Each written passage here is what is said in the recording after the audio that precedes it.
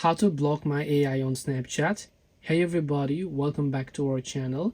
In today's video, I'll simply guide you through the steps on how you can block my AI on Snapchat, so make sure to watch the video till the very end. So if you want to block my AI on Snapchat, all you have to do is go ahead and then first of all make sure to launch the Snapchat app.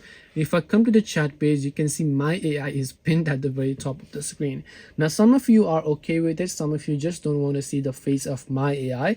Now unfortunately, the only way to remove my AI is if you long press on it, you will find chat settings option here, and once you do that, you will find the option called hide chats, but that's not going to hide it. But if you have Snapchat Plus or Snapchat Premium, you should be able to find the option to remove them, because you can't block it because it is an assistant. But if I show you here and if I go to Snapchat Plus, you can see one of the features of Snapchat Plus is that you should be able to actually remove that my AI from your feed. And this way you should be able to actually remove my AI, but unfortunately for this you need to have premium only. On the free version you will not be able to do so. So hope this video helped you guys. If you have got any questions, feel free to leave them down below. Thank you for watching and see you in the next video.